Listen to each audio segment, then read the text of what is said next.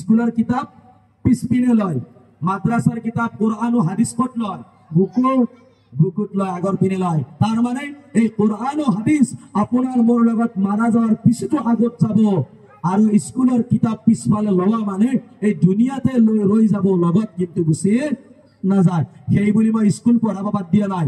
আপোনাৰ ল'ৰা ছোৱালীক আপুনি স্কুলত বিলকুল পঢ়াওক, স্কুলৰ লগে লগে আপুনি কোৰআন ও হাদিসৰ তালিম দিয়ক, কোৰআন ও হাদিসৰ তালিম দিয়ক। আজি আপনার ইন্তেকাল, আপনার বিবির ইন্তেকাল, আপনার আম্মার আব্বার ইন্তেকাল, কিন্তু জোনাব আহি কেনে কি করিছে, জানাজার নামাজ পড়াই আছে। যদি জোনাবে জানাজার নামাজ পড়ায়, আপনি কওকচোন জোনাবে জানাজার নামাজ পড়ার পিছত জোনাবের চকুর পানী ওলাব নেকি? কারণ নিজের সতী সন্তানে জানে মাক বাপেকৰ মৰম, মই জানিম মোৰ আম্মাৰ মৰম, মই জানিম মোৰ আব্বাৰ মৰম। কাৰণ মোৰ আব্বাই মোক মাথাৰ ঘাম মাটিত পেলাই কেনে ডাঙৰ দীঘল কৰিছিল, মোৰ আম্মাই মোক বুকৰ হাড় খুৱাই কেনে ডাঙৰ দীঘল কৰিছিল। যেতিয়া মোৰ আব্বাৰ জানাজাৰ মই নামাজ পঢ়াম, তেতিয়া মোৰ চকুৰ পৰা পানী ওলাব আৰু মোৰ কান্দন ওলাব। ইয়া আল্লাহ, মোৰ আব্বাৰ জানাজাৰ নামাজ মই পঢ়াই আছো, আল্লাহ মোৰ আব্বাক আপুনি জান্নাত দিব। মোৰ আম্মাই জানাজাৰ নামাজ যেতিয়া মই পঢ়াম, মোৰ আম্মাৰ মোৰ মৰমৰ কথা মনত কৰিব। ইয়া আল্লাহ, মোর আম্মাই মোক বুকত লৈছিল, মোক পেটত লৈছিল, মোক কোলাত তুলি লৈছিল, মোক আম্মাই মোক বুকৰ হাড় খুৱাই ডাঙৰ দীঘল কৰিছিল। আল্লাহ, মোৰ আম্মা দুনিয়াৰ পৰা গুচি গৈছে, আল্লাহ মোৰ আম্মাক আপুনি জান্নাত দিব। বেটাই যেতিয়া দোয়া কৰিব তেতিয়া চকুৰ পানী ওলাব, দোয়া কবুল হ'ব। কিন্তু আজিৰ মানুহে নিজৰ সতী সন্তানক কোৰআন ও হাদিসৰ ইলম নিদিয়ে। বহুত মানুহে নিজৰ সতী সন্তানক ডাঙৰ ডাঙৰ চাকৰিয়াল বনাইছে, বহুত ধন্য, বহুত ভাল কথা। কিন্তু মাৰা যাওয়াৰ পিছত বাপেকৰ জানাজাৰ নামাজও পঢ়াব নাজানে। জানাজাৰ নামাজটো বহুত দূৰত থৈ দিয়া, বাপেকৰ মুখ চাওয়া দোয়াটো ভালদৰে নাজানে। জিন্দা আব্বা আম্মাৰ দোয়া, মুখ চোৱা দোয়া কি জানে নে? আব্বা আম্মা জিন্দা থাকোতে আব্বা আম্মাৰ মুখৰ পিনে চাই কি দোয়া পঢ়িব লাগে জানে? রব্বির হামহুমা কামা রব্বায়ানি সগীরা। এটা আম্মা আব্বার কারণে করা দোয়া, আম্মা আব্বার মুখর পিনে চাই পড়া দোয়া। আর যেতিয়া আম্মা আব্বা মরি গৈছে, মানুহ ইন্তেকাল হৈ গৈছে, তেতিয়া মানুহৰ মুখৰ পিনে চাই পঢ়িব লাগে কুল্লু নাফসিন যায়িকাতুল মাউত। এইটো দোয়া ক'ত জানিব? কলেজত জানিব, ইংলিশ মিডিয়ামত জানিব, মুক্তাবাদ জানিব, মাদ্রাসাত জানিব। স্কুল কলেজের লগে লগে আপনি আপনার ল'ৰা ছোৱালীক মাদ্রাসার বিদ্যা, কোরআনের বিদ্যা আপনি দিয়ক। নহলে কিন্তু আপনি যদি সতী সন্তানক দৃঢ় ইলম নিদিয়ে, নিজের সতী সন্তানক যদি আপনি ধর্মের জ্ঞান নিদিয়ে, কোরআন ও হাদিসের কথা নিশিকায়, তো মারা যাওয়ার পিছত আপনি আপনার আমলের কারণেও যদি জান্নাতত যায়, আপনি কিন্তু জান্নাতত থাকিও কিন্তু কষ্টত থাকিব লাগিব, কারণ নিজের সতী সন্তানের বদদুয়ার কারণে। মই গুজাৰিশ কৰিছো নিজৰ সতী সন্তানক। আৰু এই সতী সন্তান যদি বেয়া হয়, সতী সন্তান যদি বেয়া হয়, সতী সন্তান বেয়া হওয়ার এক নম্বর কারণটো কি জানে? ও মোর কলিজার বন্ধু সকল, পর্দার আড়ার মোর সম্মানের মা ভনী সকল, আল্লাহর ওলির মা ও মা, আপনি তো সন্তানের মা। নাসিরুদ্দিন বাগদাদির মা ও মা, আপনি তো সন্তানের মা। শাহ ওলিউল্লাহ দেহলভির মা ও মা, আপনি তো সন্তানের মা। শাহ পরানের মা ও মা, আপনি তো সন্তানের মা। গিয়াসউদ্দিন সাহাবের মা ও মা, আপনি তো সন্তানের মা। সাবির সাহাবের মা ও মা, আপনি তো সন্তানের মা। খাজা মাইনুদ্দিন চিশতি রহমাতুল্লাহি আলাইহির মা ও মা, আপনি তো সন্তানের মা। হাফিজ কোরআনের মা ও মা, আপনি তো সন্তানের মা। মাওলানা সাহাবের মা ও মা, আপনি তো সন্তানের মা। ইমাম সাহাবের মা ও মা, আপনি তো সন্তানের মা। ও মা, ও মা, তেখেতৰ মাকৰ পেটত যদি আল্লাহৰ ওলি জন্ম পায়, তেখেতসকলৰ মাকৰ পেটত যদি হাফিজ কোৰআন মৌলানা মুহাদ্দিস মুফতি জন্ম পায়, আপোনালোকৰ পেটত মদাহি, জুৱৰী, ভাঙৰি, বদতামিজ, নালায়ক, খবিজ, হাৰামুন নেঙুল কে জন্ম পায়। এক নম্বৰ কাৰণ আমাৰ মা বাবাৰ গণ্ডগোল। আজিৰ যেতিয়া নাকি মা ভনীৰ পেটত সন্তান থাকে, মা ভনী মোবাইল চাই গেলে টাইম পাস করায়, তসবির খোবার নাই, নামাজটো নপঢ়ে। আল্লাহর ওলি খাজা মাইনুদ্দিন চিশতি রহমাতুল্লাহি আলাইহি, নাম শুনিছে? নাম শুনিছে নে? কি নাম? খাজা মাইনুদ্দিন। আপনালোকে শুনিছে না নাই? শুনিছে। খাজা মাইনুদ্দিন চিশতি রহমাতুল্লাহি আলাইহি, এনেকে কলি অলপমান মানুহে কমকে বুজি পায়। খাজা বাবা, খাজা বাবা, এবার শুনছি।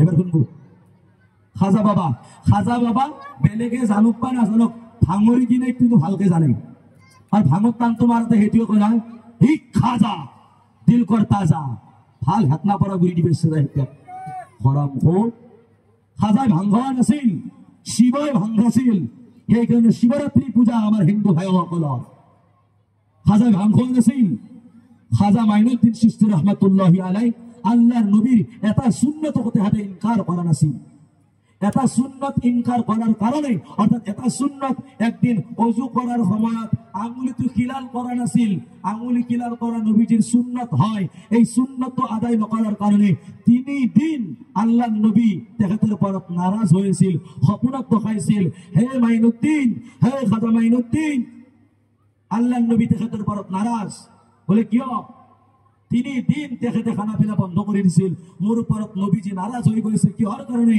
নবীজির এটা সুন্নত তেখেতে একদিন ওযু করার সময়ত খিলাল করা নাছিল আঙ্গুলি খিলাল করা নাছিল হে খাজা মাইনুদ্দিন চিশতি রহমাতুল্লাহি আলাইহি জি মানুহ নেকি কই থাকে খাজা মাইনুদ্দিন ফকির খাজা মাইনুদ্দিন চিশতি রহমাতুল্লাহি আলাইহির মাজার মই কও খাজা মাইনুদ্দিন চিশতি রহমাতুল্লাহি আলাইহির বাপে কর নাম আছিল খাজা গায়সুদ্দিন আর ওস্তাদ ছিল খাজা উসমান হারুনি খাজা মাইনুদ্দিন চিশতি রাহমাতুল্লাহি আলাইহি এদিন এখন ঘৰত দাখিল হল লগে লগে মাকে কয় ও বাবা মাইনুদ্দিন আজি তুমি ইমান কিয় খুশি হইছা আজি তুমি ইমান কিয় খুশি হইছা লগে লগে মাকক কয় ও মা মোর হাতত আজি এজন নহয় দুজন নহয় 96 লাখ বেধর্মী মানুহে ইসলাম গ্রহণ করেছে কিমান মানুহ 96 লাখ মানুহ ইসলাম গ্রহণ করেছে লগে লগে মাকে কয় ও বাবা মাইনুদ্দিন এই তো তোমার কোনো কামাল নহয় এই তো আল্লাহ তাআলার ফজল হয় তোমার আব্বা আম্মার মেহনত ও বাবা মাইনুদ্দিন যেতিয়া তুমি মোর পেটাটা ছিলা তেতিয়া মই কোনোদিন 5 ওয়াক্ত নামাজ পড়িছিলো কোনোদিন তোমার আব্বার মই তাহাজ্জুদ নামাজ কাজা করা নাছিল সুবহানাল্লাহ ওসে যেতিয়া তুমি মোর পেটাটা ছিলা মই 5 ওয়াক্ত নামাজ তো পড়িছিলো তাহাজ্জুদ নামাজ কোনোদিন এরা নাছিল এই হয় আল্লাহর ওলির বাপর আখলাক আছে আমার মা ভনির পেটত আল্লাহ সন্তান দিছে মোবাইল লৈ টাইম পাস কৰি থাকে টিভি চাই টাইম পাস কৰি আছে আল্লাহ সন্তান দিছে আর কেই দেহাত টাইট কাপড় পিন্ধি কেনে রাস্তা ঘাটে ওলাই আছে মাথাত কাপড় নলাই কেনে টাইট কাপড় পিন্ধি কেনে ঘুরি আছে সেই কারণে আজ আমার সন্তান বেয়ার বালি যায় আছে কারণ 1 নম্বর গন্ডগোল মাকর পেটত লগে লগে মাকে কয় ও বাবা মাইনুদ্দিন এই আই নহয় তুমি যেতিয়া নাকি দুনিয়ার বুকত জন্মগ্রহণ করিলা মোর পেটৰ পৰা জন্মগ্ৰহণ কৰিলা তেতিয়া মই তোমাক মই কোনোদিন ওযু নকৰাকৈ 1 কাপ গাখীৰ তোমাৰ মই মুখত দিয়া নাই সুবহানাল্লাহ এ হল মা আমাৰ মা ভনি সন্তানক গাখীৰ খোৱাটো ওযু কৰি গাখীৰ খোৱাটো দূৰৰ কথা মাথাত কাপোৰে না থাকে দেউৰাকৰ আগত সন্তানক গাখীৰ খুৱাই আছে শহৰকৰ আগত গাখীৰ খুৱাই আছে ৰাস্তাত বহি গাখীৰ খুৱাই আছে গমে পাও নাই কোন ফালে যায় আছে মই গুজাৰিশ কৰোঁ মোৰ মা ভনি সকলক কাৰণ আপোনালোকে গাই গৰুৰ তাত নজৰ লাগা দেখিছে না নাই গাই গৰুৰ তাত নজৰ লাগে না লাগে কথা ঠিক কৰি দাও বেয়া পাইছে বলতে বেয়া পাইছে না আপোনালোকে উত্তৰটো দিব দেখিছে না নাই দেখিছো আমর গছত জামুর গছত নজর লাগা দেখিছে লাগা না দেখা না লাগে নারিকল গছত নজর লাগে আমর গছত নজর লাগে সৰু বাচ্চাৰ তাত নজৰ লাগে গাই গৰুত নজৰ লাগে যোৱা কালিলৈকে গাই গৰুজনী 9 লিটাৰ গাখীৰ দিছিল ওচৰৰ এজনীয়ে বুঢ়ী দেখা পালা আমাৰ ভাষাত কুটনেটি বুঢ়ী দেখা পালা ওচিকো ও মাই ইমান গাখীৰ দিয়ে তোৰ গৰুটো পিছদিনে টানে গাখীৰ নলয় কিবা 1.5 লিটাৰ গাখীৰ কি হল নজৰ লাগিল কাৰ হয় বুঢ়ীৰ কাৰণ ওচৰৰ মানুহৰ নজৰ লাগিছে গাই গৰুত নজৰ লাগে সৰুতে বাচ্চা জন্ম পাইছে সৰু বাচ্চা দেখাতে ঠিকই ধুনীয়া পূৰ্ণিমাহৰ চানৰ দৰে জিলিকি আছে তিৰি এটা গেছি যাই কিনে দেখা পাইছো ও মাই কি থব চলটো বগা জগা একদম মায়া ঘানে পাই চলটোক সুবহানাল্লাহ নাই আলহামদুলিল্লাহ নাই মাশাআল্লাহ নাই যেতিয়া এনেকুৱা বস্তু দেখা যায় মাশাআল্লাহ কবা লাগে আলহামদুলিল্লাহ কবা লাগে একো কোৱা নাই ও মাই আমান ভাল লাগে চলটো পিছদিনাৰ পৰা চলি গাখীৰ খাওয়া মানে খালে বমি কৰি ওলাই যায় কি লাগিল নজর লাগিল আমার মায়াক গিলাও কম নহয় চলি জন্ম পাওতে বা মায়াকে নাকটো টানি টানি কলে আমার বাপার মুখখান পুরন বাপে হানে পায় নানাকে চালি কয় কান দুখন পুরো নানাকে হানে পায় পেহাকে যদি চাই একদম ভরি আঙুলি গিটা পুরো পেহাটা ঘান পায় ওচৰ চুবুৰীয়াৰ কোনোবাই যদি দেখা পাইছে কব কি হয় আমাৰ দাদা হানে পায় মাথাটোৰ কাটিং পিছ আছে তাৰ ই যে ডাঙৰ হৈ পেলাই ইটো খাই পেলাই আহে বুঢ়ী আৰু বুঢ়া বুলি মাৰে গোটেই ৰাইজ খান মৰে গোটেই গাঁওখন মৰে তেতিয়া কয় ভিক্ষি উঠা ঘৰৰ কাণত দৰে নহল প্ৰথমতে চকুত দৰে চবেই কয় ইটো খাই পেলাই আহে কাৰণ ইটো খাবা যেতিয়া যাই আছিল ৰাস্তাই দি এই থুহা পেচাব খাবা যেতিয়া ৰাস্তাই দি যাই আছে তেতিয়া দেখা পাই কি ধুনীয়া ৰাস্তা ফটফটীয়া ৰাস্তা লগৰ লগত যাই আছে খাবা এই মালধাবাৰৰ চকুত যাই আছে বোলে টেপৰা চক চিনি পাব আপোনালোকে টেপৰা চক তাতে আচালটো পায় 5 টকা দিলেও পায় সেইটো খাবা যাই আছে দেখা পাইছে কি ধুনীয়া ৰাস্তা আহোঁতে বাচাই পুৰা খাই বৈ টং হৈ আছে আহি যেতিয়া কাবাৰ পেচাবোৰ নালাত পৰি আছে আৰু পৰি পৰি কৈ আছে যাওঁতে আমাৰ ধুনীয়া ৰাস্তা পালো আহোঁতে ৰাস্তাৰ মাজতে বানপানী হলিলে সি গমে পোৱা সি নালাত পৰি আছে হাৰাম খোৰ চালা আমাৰ মা ভনীৰ কাৰণে এইসব হৈ আছে নিজৰ সতি সন্তান যেতিয়া পেটত থাকে বেছি বেছি আল্লাহৰ কোৰআন পঢ়ি কেনে দোয়া কৰিব লাগে নামাজ পঢ়িব লাগে আৰু এই সাধাৰণ সৰু বাচ্চাৰ তাত নজর লাগে গরুর তাত নজর লাগে আম গছত নজর লাগে জাম গছত নজর লাগে যি মহিলাই নেকি পেট ওলাই কেনে দেহা ওলাই কেনে নিজৰ দেহাত মেকআপ কৰি কেনে চেকআপত যায় টাইট কাপোৰ পিন্ধি কেনে থাকে বডি কালাৰৰ কাপোৰ পিন্ধি থাকে যি ছোৱালী নেকি মাথাত কাপোৰ নলাই কেনে হাতা কাপোৰ পিন্ধি কেনে থাকে সেই মহিলাৰ পেটৰ পৰাই সেই ছোৱালীৰ পেটৰ পৰাই বদমাছ খচ্চৰ হাৰামংগল মদাহি জুৱাৰী বদতামিজ নালায়ক জন্ম পাব ভাল সন্তান জন্ম নাপায় কাৰণ সেই মহিলাৰ দেহাত বেদনা পুৰুষৰ নজৰ লাগিছে সেই কাৰণে তাৰ অৱস্থা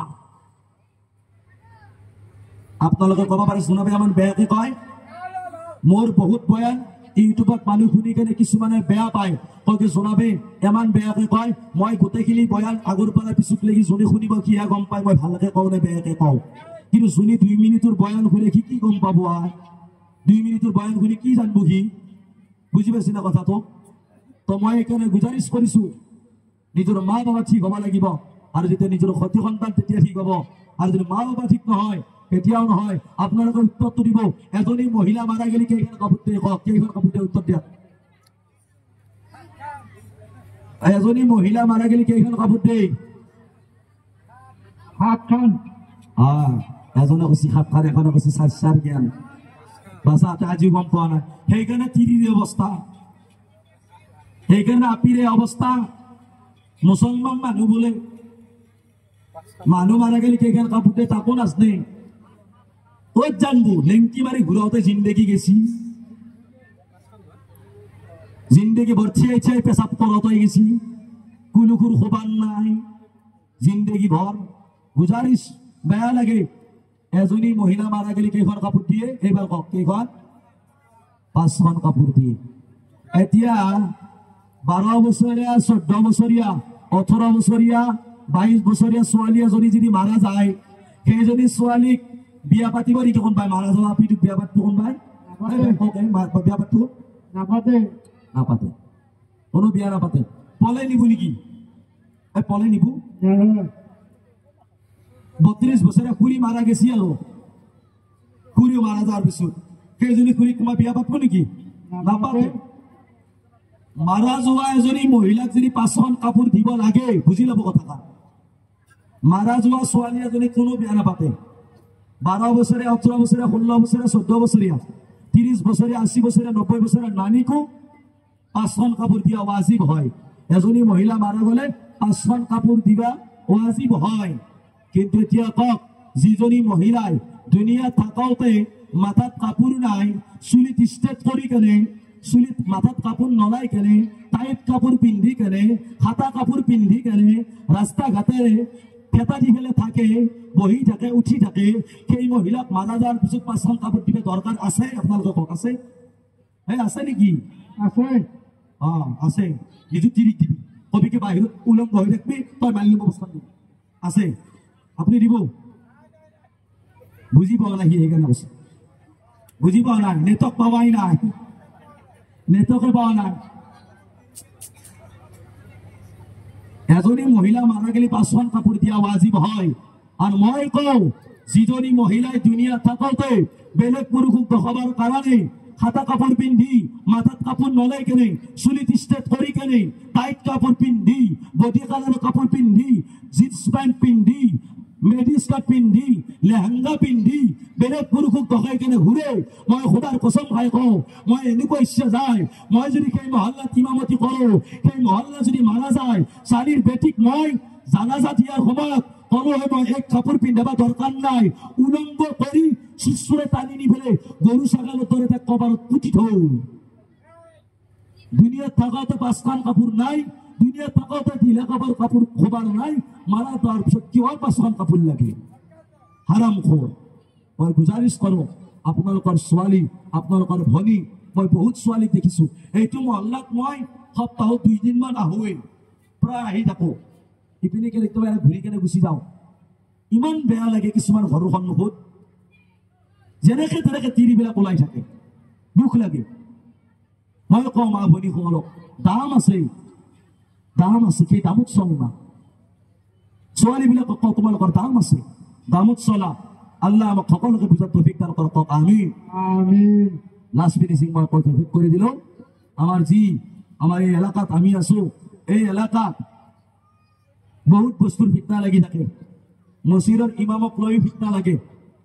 এখন ঘৰত 3টাকৈ মোবাইল, মাহৰ মূৰত 28 দিনৰ মূৰত ফোন কৰিলেও ৰিচাৰ্জ কৰিব লাগে, নকৰিলেও ৰিচাৰ্জ কৰিব লাগে। কিমান কৰি 300।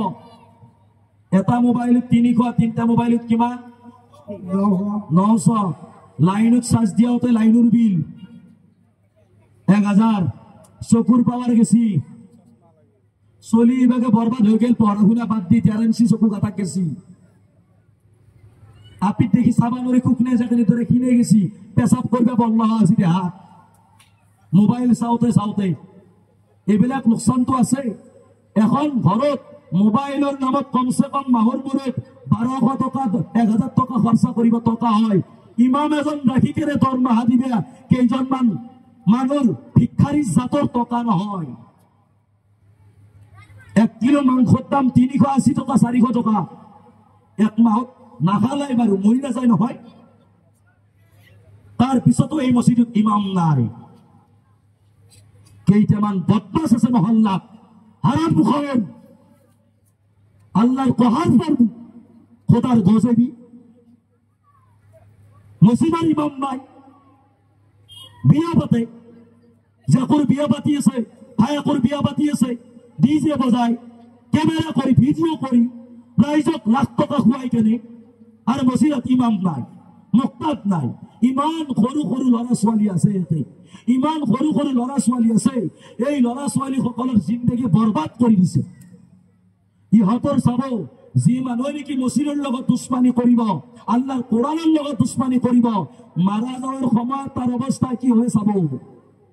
বাছাৰ মুখেদি কলিমা জাৰি নহব, কলিমা পঢ়িব নাপায় সি, কাৰণ আল্লাহৰ ঘৰৰ লগত দুশ্মনী। আমাৰ মহল্লা, মোৰ যিটো ঘৰৰ মহল্লা, মাত্ৰ 28 ঘৰ মানুহ আছে, 28 ঘৰ মানুহ। আৰু এই 28 ঘৰ মানুহ তাত, এই 28 ঘৰ মানুহ এক ঘৰত 380 টকা 350 টকা কৰি কি দিব লাগে? ইমাম সাহেবক দৰমহাৰ নামত পাৰ মান্থ দিব লাগে। এক ঘৰৰ পৰাই 380 নে 350 টকা কৰি দৰমহাৰ নামত দিব লাগে মছজিদত। ইমামত দৰমহা 10,500 টকা, মাত্ৰ 28 ঘৰ মানুহ। সব মালদার নহয়, মোর বাবা ঠেলা চলায়, আলহামদুলিল্লাহ সবে দি আছে। কিয়? আল্লাহর ভয় আছে, আল্লাহর তাকওয়া আছে। মই গুজাৰিশ কৰোঁ, মই অনুৰোধ কৰোঁ, ৰিকুৱেষ্ট কৰোঁ মই আপোনালোকক এই গোটেই জলসা কমিটিটোই মছজিদ কমিটিৰ লগত লগ হৈ কেনে এক আল্লাহৰ ফালে চাই নিজৰ সতি সন্তান বৰবাদৰ পিনে যাই আছে, নিজৰ সতি সন্তান কোনফালে যাই আছে, নিজৰ সতি সন্তান ফাংচন থিয়েটাৰ গান বাজনা ৰাস পূজাৰ ফালে যাই আছে।